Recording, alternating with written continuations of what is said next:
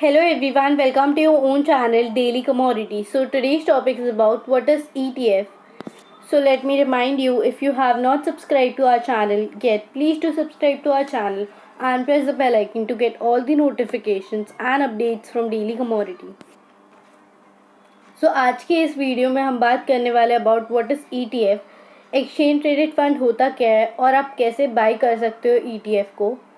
Exchange traded fund basically एक ऐसा pulled investment है जैसे म्यूचुअल फंड होता है। ये काम बिल्कुल म्यूचुअल फंड के जैसे करता है। ये ट्रैक करता है इंडेक्स को, सेक्टर को, कमोडिटी या फिर कोई भी असेट क्लास। ETF जो है उसको हम परचेज कर सकते हैं एंड सेल कर सकते हैं, जैसे हम स्टॉक्स को स्टॉक एक्सचेंज पे परचेज या सेल करते हैं वैसे। अंडरस्टैंडिंग ETF, तो जो प्राइस होता है ETF के शेयर्स का वो चेंज होता है through out the trading day. जैसे शेयर्स की प्राइस चेंज होता है वैसे ही ETF के अंदर बहुत सारे फंड्स होते हैं जो होल्ड करते हैं मल्टीपल अंडरलाइंग असेट। जैसे हम स्टॉक में इन्वेस्ट करते हैं तो स्टॉक के अंदर ओनली वन स्टॉक जो होता है वो उसका ही वैल्यू होल्ड करता है, बट ETF के अंदर बहुत सारे मल्टीपल अंडरलाइंग असेट्स होते हैं। बहुत सारे टाइप्स के ETF होते हैं, आप चूज़ कर सकते हो, डाइवर्सिफाई कर सकते हो अपना पोर्टफोलियो डिपेंडिंग आपका कितना रिस्क है और आपका क्या गोल है उसके ऊपर। Next is types of ETF। तो जैसे मैंने बोला बहुत सारे various types of ETF available है जिसके थ्रू आप इनकम जनरेट कर सकते हो या फिर स्पेकुलेट कर सकते हो, प्राइस इंक्रीज़ होगा या फिर डिक्रीज़, हेज कर सकते हो रिस्क को। First one is bond ETF। तो बॉन्ड एक्सचेंज ट्रेडेड फंड जो होता है ये प्रोवाइड करता है income to investor.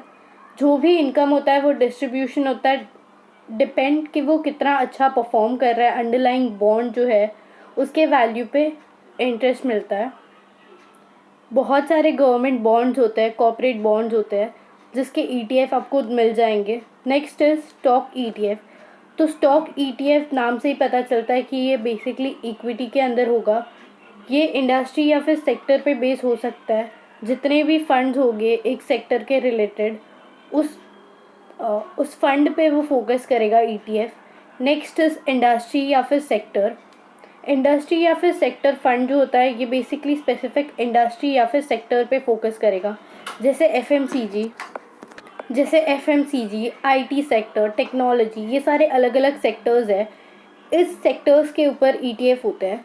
Next is commodity ETF। तो बेसिकली कमोडिटी ETF जो है वो कमोडिटीज़ पे फोकस करेगा। उसके बाद आता है करेंसी ETF। करेंसी ETF जो होता है वो बेसिकली करेंसी पे फोकस करेगा, जैसे फॉरेन करेंसी हो गई, डोमेस्टिक करेंसी हो गई।